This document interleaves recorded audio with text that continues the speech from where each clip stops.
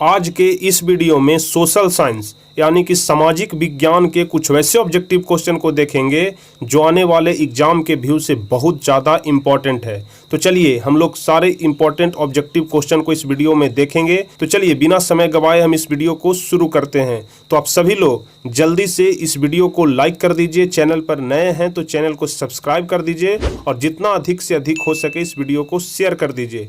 तो चलिए वीडियो को शुरू करते हैं। तो सबसे पहला नंबर क्वेश्चन कह रहा है कि यंग यूरोप की स्थापना किसने की थी। क्वेश्चन को आप लोग ध्यान से पढ़िएगा, उसके बाद ही आंसर देने की कोशिश करिएगा। पहला नंबर क्वेश्चन है कि यंग यूरोप की स्थापना किसने की थी। ऑप्शन ए है काबूर ने, बी है मेजनी ने, सी है बिस्मार्क ने और डी है गैरीबाल्डी ने। तो पहला का सही आंसर बी हो जाएगा, यंग यूरोप की स्थापना मेजनी ने की थी। तो पहला का बी नंबर ऑप्शन सही हो जाएगा। दूसरा नंबर क्वेश्चन हम लोग देखेंगे, 1917 की पहली रूसी क्रांति को किस नाम से जाना जाता है। 1917 की पहली रूसी क्रांति को किस नाम से जाना जाता है। ऑप्शन ए है फरवरी की क्रांति, ऑप्शन बी है मार्च की क्रांति, सी है अक्टूबर की क्रांति और डी है नवंबर की क्रांति। तो आप सभी लोगों को पता होगा, हम आपको बताए हैं कि 1917 की जो पहली क्रांति है उसे हम लोग फरवरी की क्रांति के नाम से जानते हैं। तो दूसरा का ए नंबर ऑप्शन सही हो जाएगा कि 1917 की रूसी क्रांति को फरवरी की क्रांति के नाम से जाना जाता है। अब चलिए अगला नंबर क्वेश्चन देखेंगे, अंकोर वाट का मंदिर किस देश में बनाया गया। अंकोर वाट के मंदिर के बारे में आप सभी लोग जानते होंगे, या फिर जिनको नहीं पता है वे जानेंगे कि अंकोर वाट का मंदिर किस देश में है या फिर किस देश में बनाया गया। तो तीसरा का सही आंसर हो जाएगा ए, कंबोडिया में। अंकोर वाट का मंदिर कहाँ में है, तो कंबोडिया में है। तो तीसरा का ए नंबर ऑप्शन सही हो जाएगा। अब चौथा नंबर क्वेश्चन की तरफ हम लोग बढ़ेंगे, हिंद स्वराज पुस्तक किनके द्वारा लिखी गई। हिंद स्वराज पुस्तक किनके द्वारा लिखी गई। आपको हम इतिहास वाले चैप्टर में बता चुके हैं कि हिंद स्वराज पुस्तक किनके द्वारा लिखी गई। तो चौथा का डी नंबर ऑप्शन सही हो जाएगा, मोहनदास करमचंद गांधी के द्वारा हिंद स्वराज नामक पुस्तक लिखी गई थी। तो चौथा का डी नंबर ऑप्शन सही हो जाएगा, मोहनदास करमचंद गांधी मतलब महात्मा गांधी के द्वारा। अब चलिए पांचवा नंबर क्वेश्चन देखेंगे, बम्बई में पहला कपड़ा मिल कब खुला। बम्बई में पहला कपड़ा मिल कब खुला था। ऑप्शन ए है 1845 ईस्वी, बी है 1850 ईस्वी, सी है 1852 ईस्वी या फिर डी है 1853 ईस्वी। तो बताइए बम्बई में पहला कपड़ा मिल कब खुला। तो पांचवा का डी नंबर ऑप्शन सही हो जाएगा, 1853 ईस्वी में बम्बई में पहला कपड़ा मिल खुला था। तो पांचवा का डी आंसर सही हो जाएगा, 1853 ईस्वी। अब चलिए छठा नंबर क्वेश्चन कह रहा है कि शहर को आधुनिक व्यक्ति का किस प्रकार का क्षेत्र माना जाता है।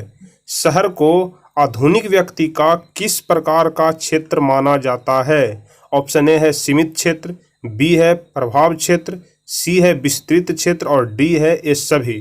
तो छठा का बी नंबर ऑप्शन सही हो जाएगा, प्रभाव क्षेत्र। शहर को आधुनिक व्यक्ति का प्रभाव क्षेत्र माना जाता है। तो छठा का बी नंबर ऑप्शन सही हो जाएगा। अब चलेंगे हम लोग सातवां नंबर क्वेश्चन की तरफ, और सातवें नंबर क्वेश्चन से पहले हम आपको बता दें कि आप जितने सारे भी ऑब्जेक्टिव क्वेश्चन हम आपको कराते हैं सभी ऑब्जेक्टिव क्वेश्चन को आप याद कर लीजिएगा, ताकि इस बार के एग्जाम में ऑब्जेक्टिव क्वेश्चन ही महत्वपूर्ण होने वाला है। यदि आपकी ऑब्जेक्टिव क्वेश्चन पर पकड़ अच्छी रहेगी तो आप एग्जाम में अच्छे मार्क्स ला पाएंगे। अगर अपना स्कोर ऊपर ले जाना है तो आपको ऑब्जेक्टिव क्वेश्चन पर पकड़ बनाना पड़ेगा, क्योंकि ऑब्जेक्टिव और सब्जेक्टिव दोनों 50-50 रहता है, लेकिन इस बार संभावना है कि ऑब्जेक्टिव क्वेश्चन बढ़ाया जाए। अब चलिए आठवें नंबर क्वेश्चन की तरफ हम लोग चलेंगे, बर्नाक्यूलर प्रेस एक्ट किस गवर्नर जनरल के समय पारित किया गया। ध्यान रखिएगा, बर्नाक्यूलर प्रेस एक्ट वह कौन सा गवर्नर जनरल था जिसके समय में पारित किया गया। ऑप्शन ए है वारेन हेस्टिंग्स, बी है लॉर्ड डलहौजी, सी है लॉर्ड लीटन और डी है लॉर्ड रिपन। तो आठवां का सही आंसर सी हो जाएगा कि बर्नाक्यूलर प्रेस एक्ट लॉर्ड लीटन के समय में पारित किया गया था। तो 8 का सी नंबर ऑप्शन सही हो जाएगा। अब चलिए 9वां नंबर क्वेश्चन हम लोग देखेंगे, भारत में 2001 में कितने प्रतिशत भौगोलिक क्षेत्र में वन का विस्तार था। भारत में 2001 में कितने प्रतिशत भौगोलिक क्षेत्र में वन का विस्तार था। तो 9वां का ए ऑप्शन है 25, बी है 19.27, सी है 20 और डी है 20.60। तो बताइए 9वां का सही आंसर कौन सा होगा कि भारत में 2001 में कितने प्रतिशत भौगोलिक क्षेत्र में वन का विस्तार था। तो 9वां का बी नंबर ऑप्शन सही हो जाएगा। 19.27% क्षेत्र में वन था 2001 के अनुसार, ध्यान रखिएगा। अब चलिए 10वां नंबर क्वेश्चन कह रहा है कि भारतीय कृषि का राष्ट्रीय उत्पाद में कितना योगदान है। भारतीय कृषि का राष्ट्रीय उत्पाद में कितना योगदान है। 10% है कि 22% है कि 35% है कि 41% है। तो आप सभी लोग ध्यान रखिएगा कि भारतीय कृषि का राष्ट्रीय उत्पाद में 22% योगदान है। 10 का बी नंबर ऑप्शन सही हो जाएगा। 22% योगदान है भारतीय कृषि का कुल राष्ट्रीय उत्पाद में। अब चलिए 11 नंबर क्वेश्चन हम लोग देखेंगे। प्रति व्यक्ति प्रति वर्ष जल उपलब्धता की दृष्टि से भारत का विश्व में कौन सा स्थान है। प्रति व्यक्ति प्रति वर्ष जल उपलब्धता की दृष्टि से भारत का विश्व में कौन सा स्थान है। ऑप्शन ए है 182वां, बी है 157, सी है 101 या फिर डी है 133। तो 11 का सही आंसर हो जाएगा 133। प्रति व्यक्ति प्रति वर्ष जल उपलब्धता की दृष्टि से भारत का विश्व में 133वां स्थान है। तो 11 का डी नंबर ऑप्शन सही हो जाएगा। अब चलिए 12 नंबर क्वेश्चन देखेंगे। बांधवगढ़ राष्ट्रीय उद्यान किस राज्य में है। इंपॉर्टेंट क्वेश्चन है कि बांधवगढ़ राष्ट्रीय उद्यान किस राज्य में है। ऑप्शन ए है मध्य प्रदेश, बी है छत्तीसगढ़, सी है उत्तराखंड और डी है कर्नाटक। तो 12 का सही आंसर ए हो जाएगा। बांधवगढ़ राष्ट्रीय उद्यान मध्य प्रदेश में है। तो 12 का ए नंबर ऑप्शन सही हो जाएगा। अब देखेंगे हम लोग क्वेश्चन नंबर 13। उद्योगों की जननी किस खनिज को कहा जाता है। आपको हम बताए हैं पहले भी कि उद्योगों की जननी किस खनिज को कहा जाता है। ऑप्शन ए है लोहा, बी है मैग्नीज, सी है अभ्रक और डी है तांबा। तो आप सभी लोगों को पता होगा कि उद्योगों की जननी लोहा को कहा जाता है। तो 13 का ए नंबर ऑप्शन सही हो जाएगा कि उद्योगों की जननी लोहा को कहा जाता है। अब चलिए 14 नंबर क्वेश्चन को हम लोग देखेंगे। इनमें कौन गुजरात का तेल उत्पादन केंद्र है। इनमें कौन गुजरात का तेल उत्पादन केंद्र है। ऑप्शन ए है मोरन, बी है मथुरा, सी है नहरकटिया या फिर डी है अंकलेश्वर। तो इनमें कौन गुजरात का तेल उत्पादन केंद्र है। तो इसका सही आंसर हो जाएगा अंकलेश्वर। अंकलेश्वर है यह जो गुजरात का तेल उत्पादन केंद्र है। अब चलिए 15 नंबर क्वेश्चन हम लोग देखेंगे। तो 15 नंबर क्वेश्चन कह रहा है कि भारत की अर्थव्यवस्था का मुख्य आधार क्या है। भारत की अर्थव्यवस्था का मुख्य आधार क्या है। बिल्कुल ही आसान क्वेश्चन है। तो इसका सही आंसर हो जाएगा कि भारत की अर्थव्यवस्था का मुख्य आधार कृषि है। 15 का ए नंबर ऑप्शन सही हो जाएगा, क्योंकि अब सभी लोगों को पता होगा कि भारत एक कृषि प्रधान देश है, इसलिए भारत की अर्थव्यवस्था का मुख्य आधार कृषि ही हो जाएगा। 15 का ए नंबर ऑप्शन सही हो जाएगा। अब चलिए 16 नंबर क्वेश्चन की तरफ हम लोग देखेंगे। जूट उद्योग के सबसे अधिक कारखाने कहाँ मिलते हैं। जूट उद्योग के सबसे अधिक कारखाने कहाँ मिलते हैं। ए नंबर ऑप्शन है ब्रह्मपुत्र तट पर, बी है कोसी तट पर, सी है हुगली तट पर या फिर डी है महानदी तट पर। तो 16 का सही आंसर हो जाएगा हुगली तट पर। जूट उद्योग के सबसे अधिक कारखाने जो हैं वह हुगली तट पर मिलते हैं। तो 16 का सी नंबर ऑप्शन सही हो जाएगा। अब चलिए 17 नंबर क्वेश्चन को हम लोग देखेंगे।